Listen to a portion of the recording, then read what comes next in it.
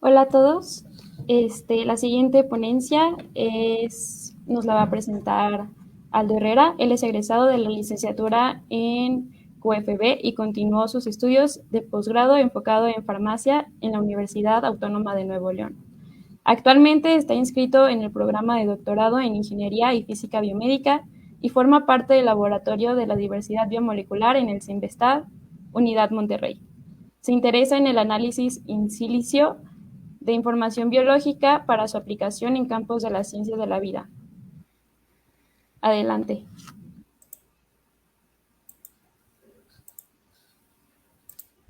Hola, ¿sí se puede ver mi pantalla? Sí. Ok.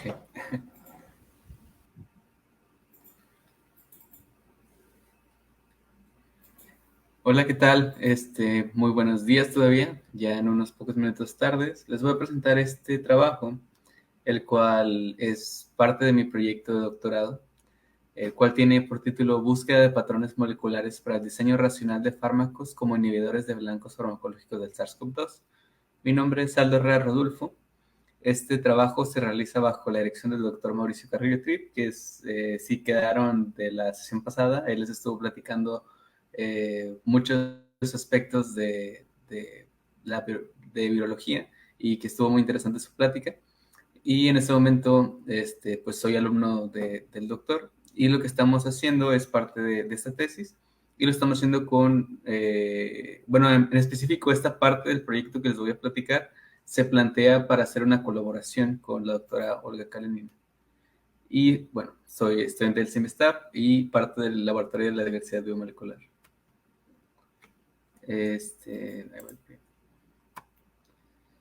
Entonces, lo primero que les quiero mostrar es sobre el SARS-CoV-2. El SARS-CoV-2 es el virus que causa COVID-19. Seguramente todos ustedes lo han escuchado porque fue muy popular hace 2, 3 años cuando se declaró pandemia por el hecho de que estaba en circulación. Es el tercer brote viral de una familia de virus llamado coronavirus que previamente ya habían diseminado entre humanos alrededor del mundo. Sin embargo, no llegaron a ser totalmente como pandemia. Pero podemos ver aquí, por ejemplo, que en el 2002 al 2004, 2002 al 2004 el SARS-CoV-2 estuvo presente en 29 países. Hubo aproximadamente 8.422 casos y 916 muertes. Aquí podemos ver el mapa donde vemos en dos colores. En azul vemos los países donde no hubo afección por este SARS-CoV-2, SARS-CoV, perdón, y en color salmón vemos aquellos países donde sí hubo una afección. Posteriormente, 10 años después, ocurrió el MERS-CoV y este estuvo en alrededor de 27 países. Y la característica de este virus en particular era que tenía una tasa de mortalidad muchísimo más alta, del 33%. Y aquí podemos ver un mapa de cómo se distribuyó en el mundo durante sus años que estuvo activo. Aquí podemos ver también el lugar donde principalmente estuvo infectando.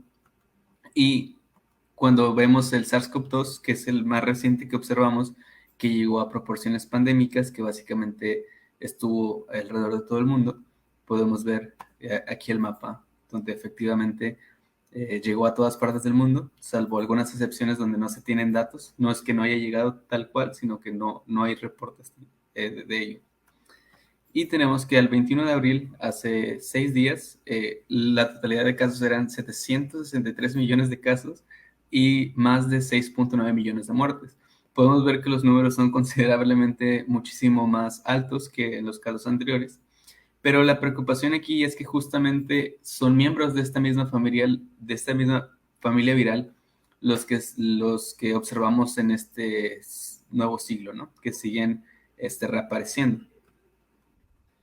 Pero entonces quiero platicarles, ya les comenté más o menos de cómo estaba el panorama de esta familia de virus alrededor del mundo y a través de los años, pero qué características posee el virus que causa COVID-19. Entonces, ¿cómo es el virus que causa? Básicamente aquí les muestro una caricatura de y podemos ver la imagen clásica de un virus, ¿no? Tenemos esta forma esférica con proteínas protuberantes de la membrana. Y tenemos, por ejemplo, aquí la espiga que está en rojo. Posteriormente veremos cuáles son las funciones e importancias de cada una de estas proteínas, pero también tenemos por ahí la proteína de nucleocápside, la proteína de membrana, la proteína de envoltura y el material genético. Entonces, el SARS-CoV-2 está envuelto por una bicapa lipídica, es decir, que el material genético se encuentra dentro del virus, cubierto por esta membrana lipídica, y en esta membrana lipídica están estas proteínas de espiga, que justamente estas proteínas de espiga es la que le permite entrar e infectar a la célula, en este caso humana. Pero el virus en su material genético tiene la información necesaria para codificar todas las proteínas que necesita para llevar a cabo una infección. En realidad son 26 proteínas que logran infectar exitosamente la célula de forma intracelular. Entonces tenemos 4 proteínas estructurales, como ya les había platicado, la espiga, la de nucleocápside, membrana y envoltura. 16 proteínas no estructurales, que en sí muchas de ellas tienen actividades enzimáticas y otras actividades que le permiten al virus poderse replicar, y 6 proteínas accesorias. Y aquí vemos una imagen donde se puede ver la estructura de forma también de una representación que es más fácil, pues imaginarnos las proporciones y las formas que tienen estas proteínas. Donde vemos, por ejemplo, en tonos morados las proteínas no estructurales, esas 16 proteínas no estructurales. En verde vemos las proteínas estructurales y en un verde limón vemos las proteínas accesorias. ¿Cómo logran infectar a la célula y replicar su material genético? Bueno, aquí tenemos una caricatura de cómo sucede el proceso. Los invito también a ver este video porque me parece muy interesante, porque aquí se los voy a mostrar y platicar hablando de una imagen en 2D, y en este video lo que es una animación, es decir, con todo lo que se sabe en la literatura de cómo ocurre la infección. Estos investigadores y animadores lo que hicieron fue hacer como un video en movimiento de cómo sucede. Obviamente no viene de simulaciones, no es un microscopio tal cual, es una animación, pero me parece que ayuda mucho a entender cómo sucede y no dejar tanto a la imaginación el verdadero proceso de infección. Entonces los invito a ver por ahí el video, y yo mientras les voy a platicar con esta imagen cómo sucede el ciclo de infección viral. Lo primero que tenemos aquí es el virus que está en morado. Lo primero que sucede es que estas proteínas que se encuentran aquí, que se llama spike o espiga, va a reconocer una proteína de la célula que va a infectar. Esta célula que va a infectar pues, se encuentra en distintas regiones del cuerpo, pero en general el proceso es el mismo dependiendo del tipo celular. Una vez que se reconoce que está anclada, es básicamente esta proteína de espiga llega a reconocer una proteína de la célula y otra proteína que se llaman proteasas, precisamente porque tienen la capacidad de cortar o modificar otras proteínas. Lo que va a hacer es cortar esa proteína que tiene el virus para provocar un cambio conformacional en esta proteína y promover que se fusione la membrana viral del virus con la membrana de la célula. Una vez que esto sucede, podemos ver aquí cómo ocurre la entrada, donde el virus ya deposita su material genético dentro de la célula, y este material genético utiliza los ribosomas de la célula para sintetizar las proteínas que el virus va a necesitar. La sintetiza en forma de una proteína muy, muy larga que contiene la información de todas las proteínas que va a ocupar. En esta misma proteína hay unas proteínas llamadas proteasas que me había contado, que lo que hace es autocortarse a sí misma para liberar 16 proteínas que van a tener distintas funciones. Esas proteínas se llaman NSPs precisamente porque son proteínas no estructurales. Y entre esas NSPs que existen, hay unas que son especialistas y son encargadas en replicar el material genético. Entonces, de esta forma, el material genético que tienen los virus se va a replicar para posteriormente ser puestos en el interior del virus nuevos nacientes que se van a liberar para continuar la infección. también son esos transcritos que se generan los importantes para generar las proteínas estructurales que se van a colocar sobre la membrana lipídica para justamente promover la infección a células vecinas. Pero ¿cómo ha evolucionado el SARS-CoV-2? Es decir, hace 3 años que surgió por primera vez o se escuchó que existía el SARS-CoV-2 y justamente la capacidad que tiene de esparcirse de persona a persona hace que el virus se replique más, que puedan ocurrir errores y pueda haber mutaciones. Entonces seguramente también han escuchado por ahí que existen distintas variantes en circulación. Esta imagen que les muestro a la izquierda es una primera imagen que preparé para otra presentación que di, donde esta la preparé en noviembre del 2022 y podemos ver que había 3 clados principales que estaban todos en circulación y estaban compitiendo entre sí. Teníamos el clado alfa, el delta y el omicron, y podemos ver que en la actualidad la gran mayoría de variantes que existen son pertenecientes al clado omicron. De hecho, el 100% de los casos que hay en la actualidad se deben a la variante omicron. Y aunque la gran mayoría de las mutaciones han ocurrido en la proteína S, que es justamente esa proteína que les platiqué, que permite reconocer a la célula que va a infectar, se pueden presentar en cualquier instancia del genoma viral. Es decir, se puede producir tanto en proteínas no estructurales como proteínas estructurales o accesorias. Es indiferente y puede ocurrir en cualquiera de ellas. Entonces, eso nos hace preguntarnos, ¿los fármacos que se utilizan para el SARS-CoV-2 podrían ser o seguir siendo útiles para ello? Entonces, para ello les presento la siguiente diapositiva que justamente trata de qué medicamentos se han desarrollado como inhibidores del SARS-CoV-2. Estos en particular son muy interesantes, el Remdesivir y el Molnupiravir, porque son capaces de inhibir esa proteína que les comenté que estaba especializada en replicar el material genético del virus. Esta proteína que es especializada en ello, lo que hace es sintetizar nuevas cadenas de RNA, que es el material genético. Estas hebras de RNA lo que ocupan son nucleótidos, que los nucleótidos básicamente son los que contienen la información necesaria para producir las proteínas. Entonces, estos fármacos lo que hacen es que son muy similares a esos nucleótidos y cuando se unen a esa hebra naciente de RNA que se está sintetizando, va a causar que no se siga sintetizando, ya sea porque no se logró formar la hebra de RNA correctamente o porque había un choque estérico con alguna parte de la proteína por distintos mecanismos. Lo que aquí hay que destacar particularmente es que es muy interesante que estamos aprovechando la estructura química de los nucleótidos para diseñar fármacos que son muy parecidos y engañen a la maquinaria celular que tenemos para llevar a cabo una función. De forma similar, se desarrolló otro fármaco que se llama Nirmatrelvir. Fue desarrollado, de hecho, este fármaco se desarrolló a partir de otro que se tenía, que ya se había probado que para el SARS-CoV, esa enfermedad que les conté que surgió en el 2002, y que había demostrado que podía justamente inhibir la infección y que era muy buen fármaco, una muy buena propuesta.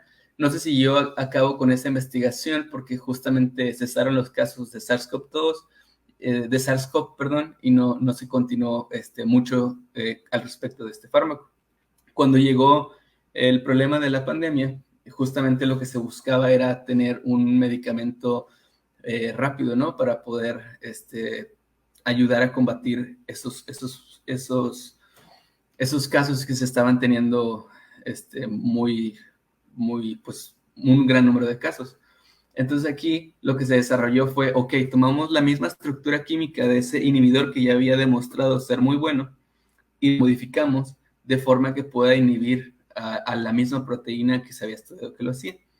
En realidad, yo considero que esto fue un caso de éxito principalmente porque la proteína que inhibe del SARS-CoV es la proteasa principal.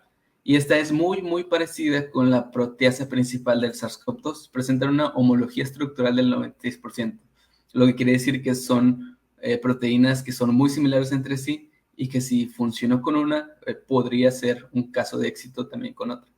Entonces, respecto a la primera pregunta que nos generamos sobre si estos fármacos podrían seguir siendo útiles contra distintas variantes, fue de hecho una pregunta de investigación de un artículo que me topé por ahí, donde habla que justamente cuando se evalúan contra distintas variantes, como por ejemplo la alfa, la beta, la gamma, la delta, omicron, esta eficiencia de estos fármacos se mantiene prácticamente igual.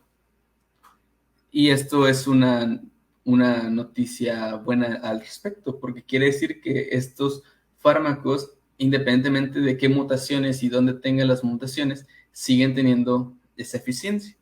Y justamente lo que destaco aquí es el diseño racional, ¿no? Donde viene un diseño basado en que la estructura química es muy similar a otras que ya se sabía que tenían cierta función o que realizan cierta función en específico.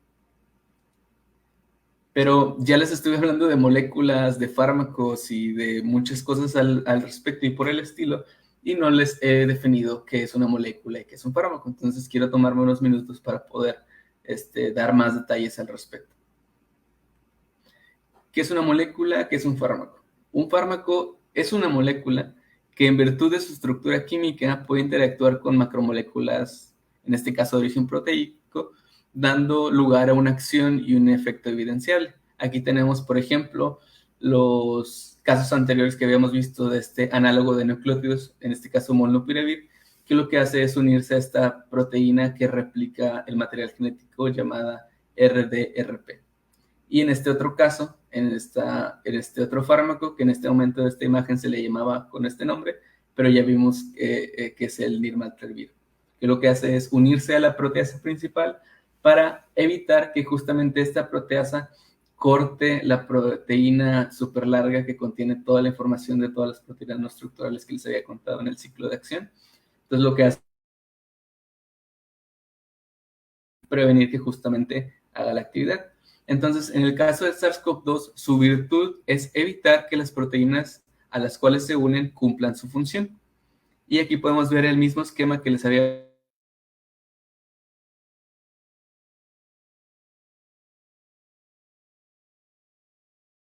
lo cual va a evitar que se formen nuevos virus y continúe la infección. ¿Cuántas moléculas posibles existen para el diseño de fármacos?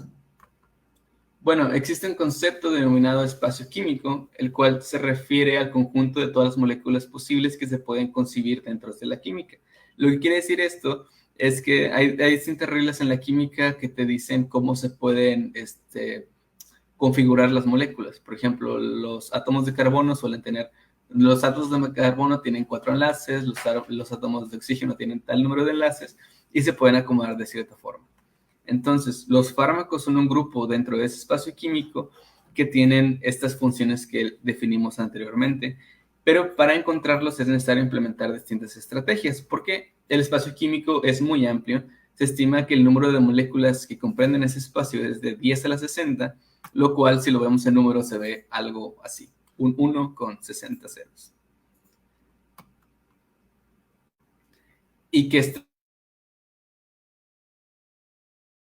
estrategias, como por ejemplo el screening, el cual es estudiar un amplio número de moléculas potenciales e irlas filtrando para ver cuál de ellas presenta un efecto deseado. Otro ejemplo es la modificación química. Como ya vimos también en los casos de éxito, lo que se busca es modificar la estructura química basada en un inhibidor conocido con la intención de mejorar su actividad biológica. Otros casos de éxito que de hecho fueron de las primeras formas de desarrollar fármacos es la llamada serendipia o también llamada suerte, donde aquellos fármacos fueron descubiertos por error, pero a mí me gusta más llamarla observación, como por ejemplo el caso de la penicilina, que fue un fármaco antibiótico que lo que hace es poder matar bacterias, y la forma en que fue descubierta fue por una contaminación de cultivos. Entonces, más que un error, yo siento que fue observación de poder observar qué estaba pasando. Y de hecho, esta imagen que se ve aquí a la izquierda es una imagen que se dice que se quiere probar que los mejores experimentos ocurren por serendipia, donde hay un científico con los ojos vendados tratando de hacer experimentos. Obviamente, Es muy difícil hacerlo así, por lo cual se ocupa un diseño racional de fármacos, es decir, pensar cómo diseñar la molécula para que tenga cierto potencial basado en lo que se conoce de la biología para inhibir, no sé, una proteína, un objetivo, un blanco terapéutico, detener el proceso, tal como en este caso, en el caso del SARS-CoV-2, queremos hacer con la infección. Y de hecho, la similitud química es una estrategia útil para el desarrollo de fármacos. Aquí vemos el caso que les había presentado Nirmatrelvir, que fue desarrollado precisamente para inhibir la proteasa principal del SARS-CoV. Entonces, aquí el caso, desde este punto de vista, vemos que la proteasa principal del SARS-CoV y SARS-CoV-2 son estructuralmente muy parecidas, es decir, un 96% de homología, aquí me equivoqué, le puse 90, una disculpa por ello, fue utilizada para poder modificar estratégicamente ciertas partes de la proteína y que pudiera mantener su efectividad e incrementar la seguridad en el uso con pacientes. La similitud química, como les menciono, también sirvió o sirve o es la base de estos otros medicamentos llamados análogos de nucleótidos como el Remdesivir y Molnupiravir, que su idea o la idea de estos medicamentos es que sean muy similares a los nucleótidos de las cadenas de RNA. Por ejemplo, aquí podemos ver cómo en este nucleótido llamado, en este nucleótido que está en morado, tenemos aquí que hay un azúcar y en el fármaco de abajo que se llama ciclovir, ese azúcar ya no está presente. Entonces, cuando vemos cómo se hibridizan o cómo se forman las cadenas de RNA, vemos que ese azúcar es importante para que se forme el polímero. Si le quitamos ese azúcar, lo que va a hacer es que el RNA no se forme. Entonces, de esta forma, están aprovechando la similitud química del nucleótido para que la enzima trate de incorporarlo en la cadena, pero que esta cadena no pueda sintetizarse. Pero la similitud química es una estrategia útil no solo para el desarrollo de fármacos, sino en muchos aspectos de la biología. Como podemos ver, los que está especializada en sintetizar el RNA viral o el material genético viral, es una enzima que se llama RDRP, enzima dependiente de RNA de un complejo de replicación, el cual es un complejo proteico.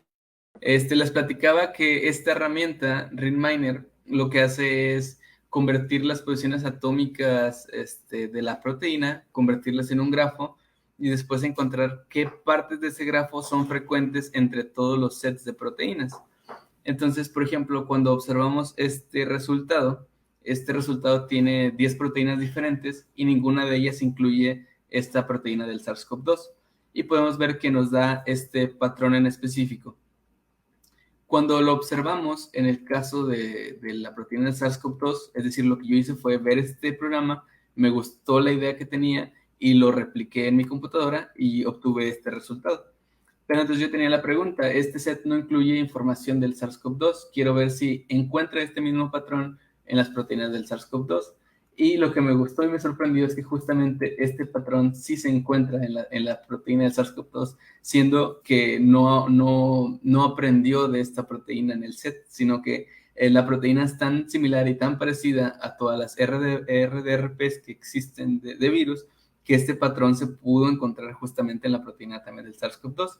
Y no solo encontró el patrón, sino que ese patrón, sin tener ninguna información, este programa sin tener ninguna información del sitio catalítico, sin ninguna información más de la proteína, más que su estructura tridimensional, logró encontrar el sitio catalítico. Es decir, estos residuos que son frecuentes en todas las proteínas están básicamente en el sitio donde el ligando se une para llevar a cabo una actividad.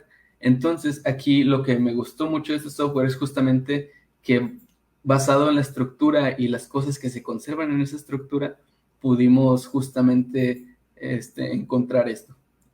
Debido a ello, que este proyecto nos llamó la atención, lo que hicimos fue contactar a los responsables de este proyecto, en especial a la jefa de laboratorio, la doctora Olga Kalinina, para plantearle una colaboración, porque nuestra intención era hacer justamente lo mismo, pero no considerar únicamente la proteína, sino considerar modos de unión de un ligando en una proteína. Es decir, cómo un, digamos, ligando, que podría ser un fármaco, está interactuando con una proteína, pero no solo de una proteína, sino con un set de muchísimas, y ver cuáles son los patrones frecuentes que tienen en su modo de unión que nos pudieran ayudar o apoyar al diseño de fármacos. Entonces, de hecho, en los próximos meses estaré haciendo una estancia de investigación en el Instituto de Investigación Farmacéutica de Helmholtz, y las siguientes diapositivas contienen más detalles sobre este proyecto. Entonces, les platicaba que estos algoritmos son útiles porque justamente, pero la pregunta es, ¿cómo podemos utilizarlos para el diseño de fármacos? Entonces, nuestra idea es encontrar patrones comunes, en este caso subgrafos frecuentes, de interacciones blanco-ligando que sirvan para el diseño racional de fármacos. Entonces, por ejemplo, aquí tenemos una estructura donde tenemos un ligando en rosa interactuando con una proteína en blanco. Entonces, la idea es convertir esta información en un grafo para poder utilizar esta información y buscar patrones frecuentes entre ellos. También la idea es implementar una red neuronal con mecanismos de atención para resaltar elementos claves en el sitio de unión y la estimación de energía libre que se obtiene. Entonces vamos a dar más detalles de estos dos proyectos, pero en general lo que se busca es saber qué elementos son frecuentes o conservados en muchísimos sitios de unión y cuáles de ellos son más importantes para la predicción de las energías de afinidad. Entonces, antes de hablarles de redes neuronales con mecanismos de atención, quisiera explicarles de qué trata esto. Una red neuronal con mecanismos de atención es un tipo de modelo de aprendizaje automático que seguramente han escuchado como deep learning, que se basa, en este caso con los mecanismos de atención en particular, se basa en que no todas las partes de la entrada o de la información de entrada son igualmente importantes para producir una salida. Es decir, si analizamos este párrafo que les estoy enseñando, están viendo que hay partes que están en azul. Es decir, yo estoy llevando su atención en esas partes en azul, que de hecho son las partes que llevan la información importante del texto. Entonces, de esta misma forma, no todas las partes de los datos de entrada tienen la misma importancia en el resultado. Entonces, la idea de introducir mecanismos de atención es esta. Podemos ver, por ejemplo, en este diagrama clásico de una red neuronal que tenemos una capa de entrada, una capa oculta y una capa de salida. La capa de entrada, también llamada input layer, serían en este caso los datos estructurales de los complejos blancos ligando que les menciono. Y las capas ocultas son transformaciones numéricas no lineales de los datos de entrada para poder obtener información de esos datos de entrada.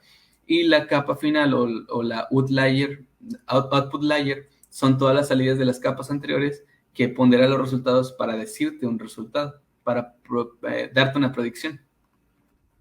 Entonces, ¿cómo sabe el algoritmo que aprender? Porque hasta este momento solo les hablé brevemente de cómo sucede este proceso. ¿Cómo sabe lo que tiene que aprender sobre las poses ligando blanco? Entonces aquí tenemos otro esquema donde lo que vemos son círculos que se llaman neuronas, los cuales están conectados por estas líneas, que básicamente es la información que está conectada entre las dos neuronas. Entonces tenemos, por ejemplo, en la parte rosa, color salmón, una letra X, que son los datos de entrada. Tenemos en color gris una letra llamada W, que ahorita vamos a ver qué es, y tenemos otros colores en verde, el resultado de esa operación matemática. Entonces, en verde tenemos algo que se llaman pesos, que son parámetros ajustables para multiplicar las entradas y producir una salida. Cada conexión entre dos neuronas tiene que tener un peso asociado, y estos pesos son justamente los que se van a ajustar durante el entrenamiento para reducir los errores de la predicción. Asimismo, algo que se llama sesgos o biases es muy similar a esto, pero es un poco distinto en el aspecto de que también son parámetros ajustables, pero estos son para tener mayor sensibilidad sobre qué neuronas se van a activar y cuáles no. También es obligatorio que dos neuronas que están conectadas tengan también un biases asociado, y también se van a asociar durante el proceso de entrenamiento. Por otro lado, una vez que los datos de entrada son multiplicados por los pesos y a los cuales se les suma este valor de sesgo, obtiene un resultado. Esto básicamente es una operación del tipo WX más B.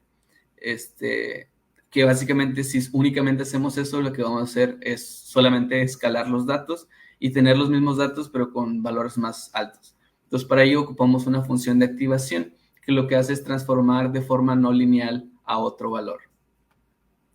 Entonces, por ejemplo, aquí tenemos este diagrama donde tiene los pesos, los sesgos y esta función de activación, pero en ningún momento les comenté cómo aprende el algoritmo, porque cómo se asignan los pesos y los sesgos, porque únicamente estos valores van a ayudar a hacer la predicción, pero nunca hablamos de cómo van a ayudar a hacer realmente la predicción. Entonces, en realidad lo aprende después, porque en la primera ronda lo que hace es asignar pesos y sesgos al azar, que aquí denominamos con esta letra, con Y sombrerito, y posteriormente, una vez que da esa predicción, los va a corregir en base a la información conocida. Por eso es que las redes neuronales justamente se ocupa tener muchísima información para alimentar el algoritmo, porque justamente estas van a servir para corregir las predicciones iniciales y después corregir todos estos pesos para la fase del entrenamiento. Y aquí podemos ver esta función de pérdida, función de costo, que justamente hace lo que les digo, que una vez que se da la predicción, se corrige en base a la información conocida. Pero ¿dónde quedan los mecanismos de atención? Porque lo que les había platicado únicamente es de redes neuronales de un aspecto general. Y los mecanismos de atención se refiere a lo siguiente. Aquí tenemos un resumen esquemático de todos los que les platiqué. Tenemos un valor de entrada X, se procesa de forma no lineal mediante la red neuronal y te da una predicción, la cual es ajustada respecto a los valores verdaderos. Entonces, la idea de la red es predecir las estimaciones de unión de las energías de unión de blancos ligandos, pero los mecanismos de atención es ir secuencialmente enmascarando partes de los datos de entrada para ver cuál de ellos son más importantes. Por ejemplo, aquí tenemos esta pose de unión ligando blanco que nos va a dar, después de utilizar este modelo, una estimación de la energía de unión. Pero si secuencialmente vamos enmascarando partes atómicas, nos vamos a dar cuenta que quitando información vamos a mantener igual la predicción o empeorarla. Si el valor predicho es peor, luego de ocultar partes de los datos de entrada, quiere decir que ese valor ocultado es importante para los mecanismos de unión, porque justamente le estamos quitando esa parte que era relevante. Entonces, ¿por qué utilizar estos mecanismos o estos dos algoritmos al mismo tiempo? ¿Por qué es importante? Bueno, porque mientras el algoritmo de subgrafo frecuente nos va a decir cuáles elementos de unión blanco-ligando se conservan o son más frecuentes entre los elementos analizados, es decir, cuáles son los más importantes entre todas las estructuras. Pero la red neuronal nos va a decir cuáles de ellos contribuyen o no en la predicción. Entonces, básicamente es el proyecto que tenemos, lo cual se basa mucho en la similitud química y estructural y ver cuáles elementos de los complejos blanco-ligandos se conservan, y no solo ellos, cuál de ellos impacta más en las predicciones de energías de unión.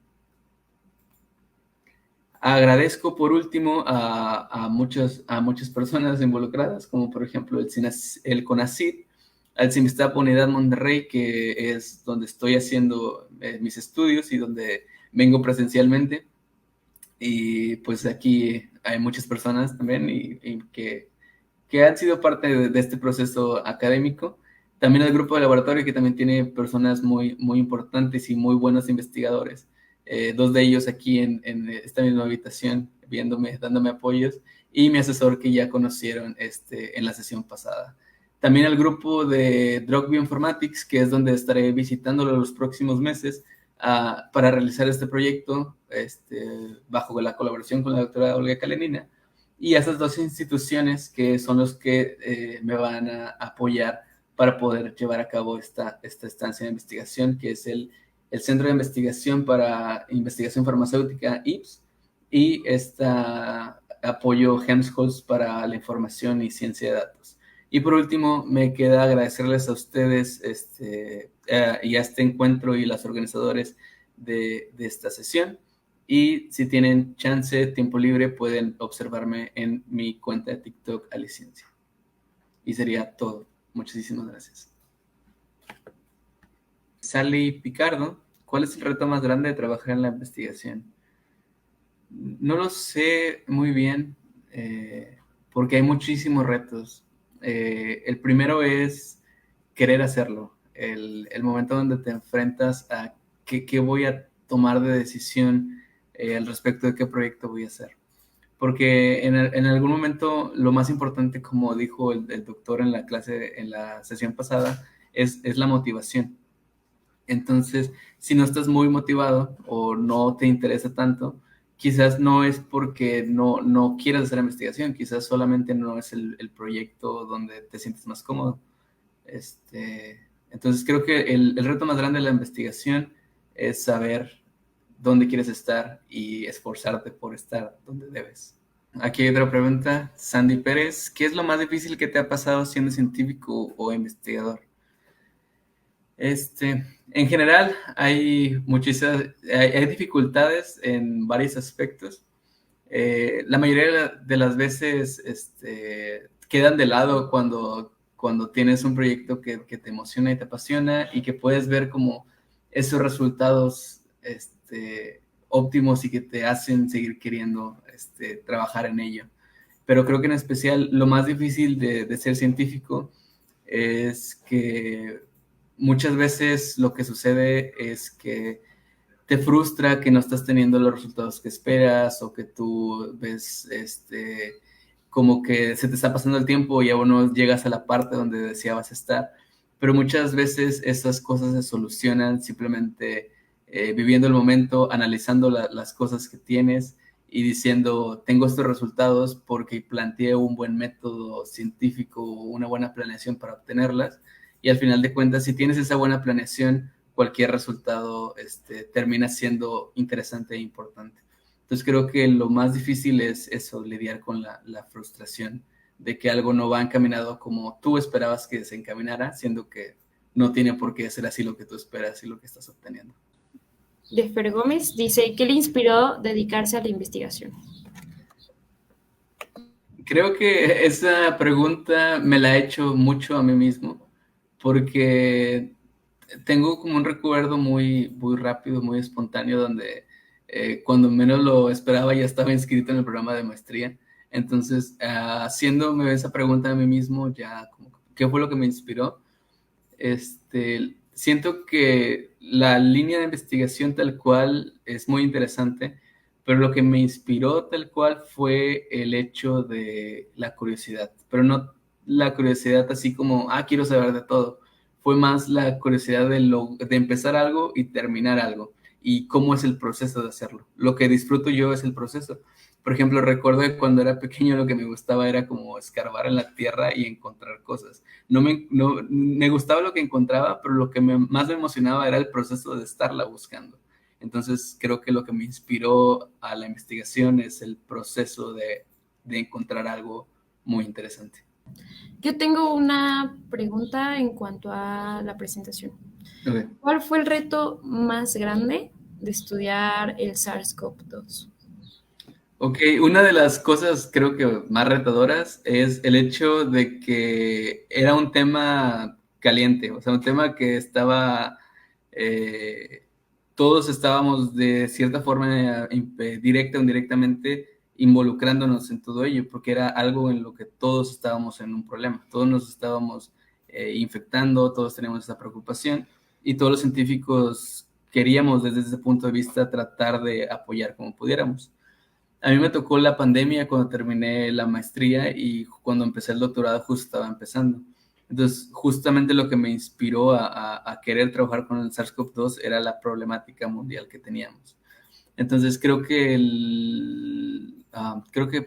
lo más difícil del SARS-CoV-2 es que justamente cuando tú encuentras algo y te sientes como emocionado de que ya lo encontraste, a lo mejor alguien por ahí ya tiene algo muy similar, ¿no? Que no es malo porque justamente quiere decir que tu investigación sí va por un camino que otra mediación está tomando y muchas veces como que de ahí te inspiras a dónde seguir analizando, ¿no?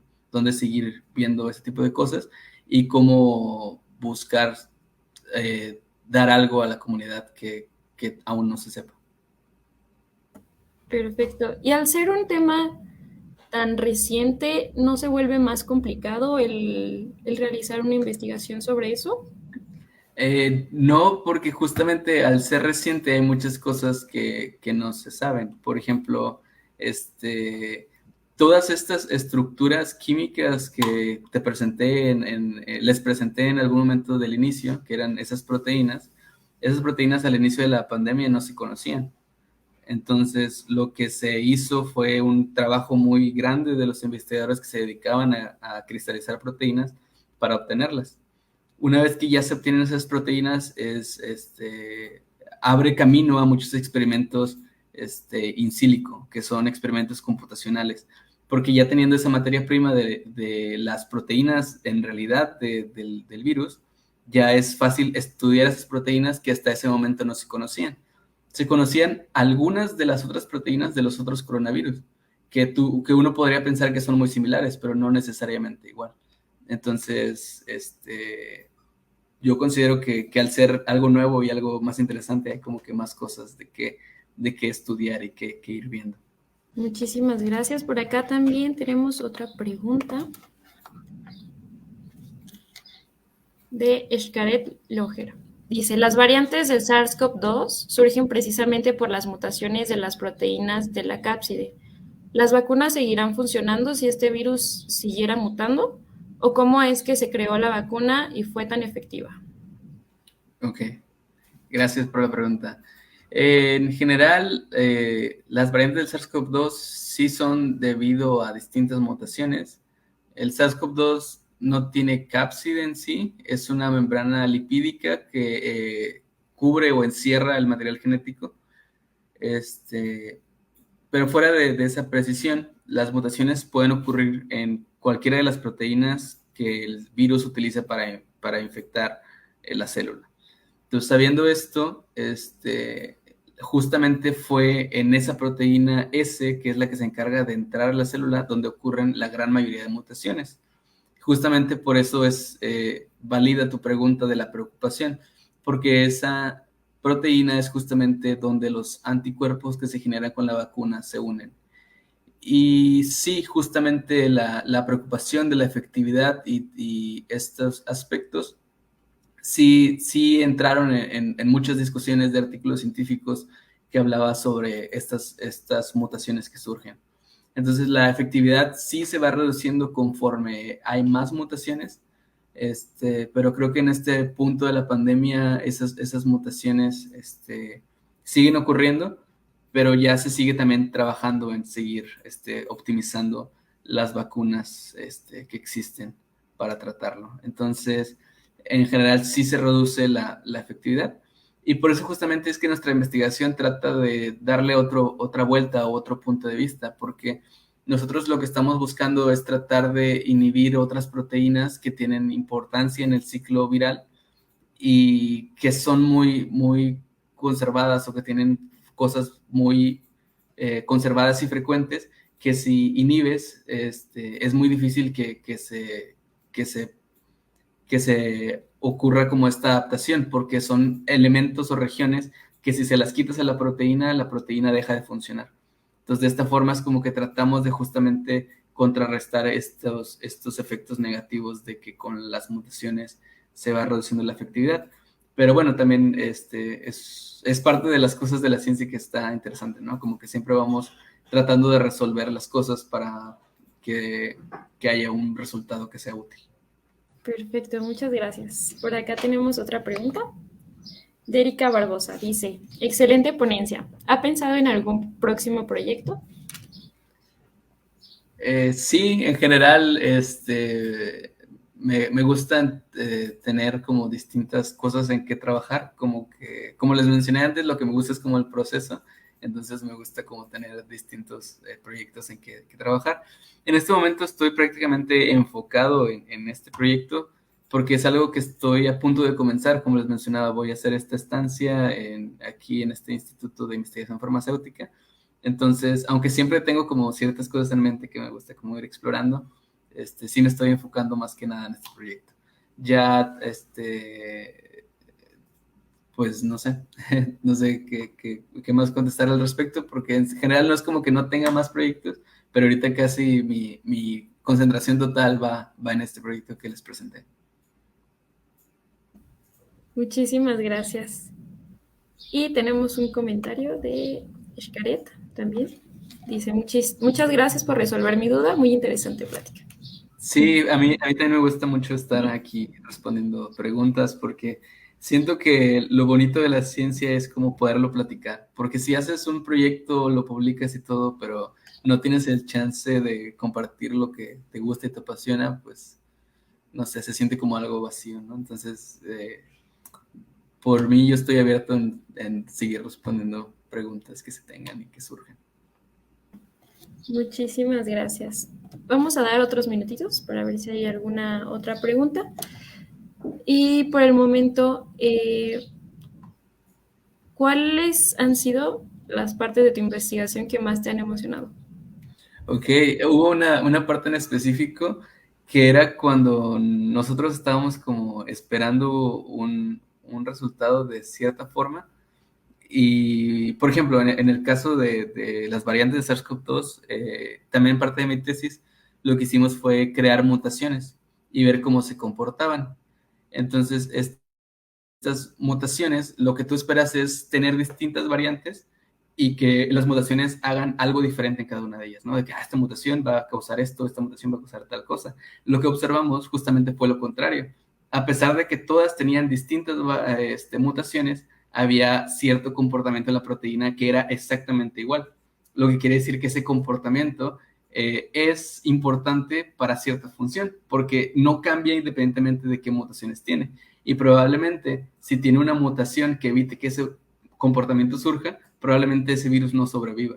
Entonces, justamente eso fue algo que yo no esperaba que sucediera así, pero que sucediera así, observarlo, es como hace clic y entiendo el por qué está pasando.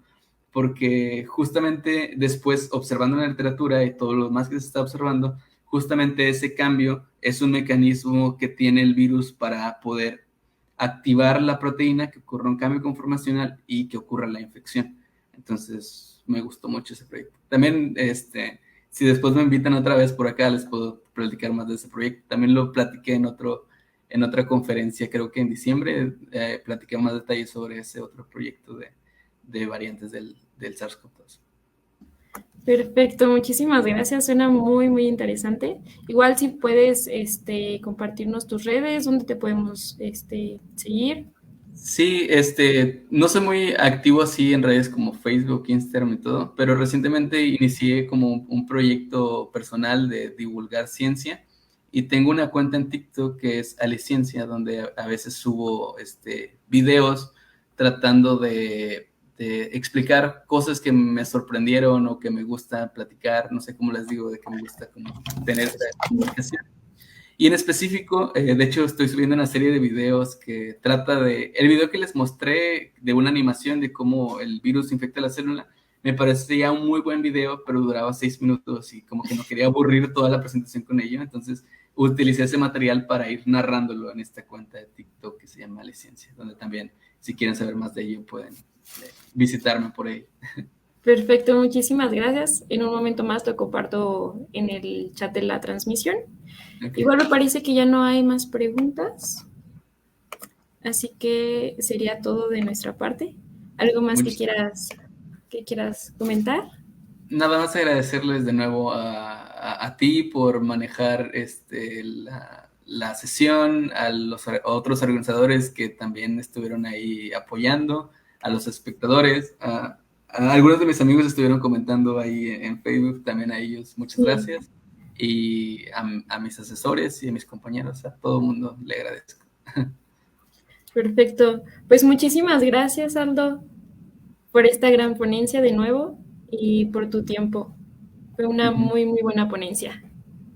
Ok, nos vemos. Nos vemos.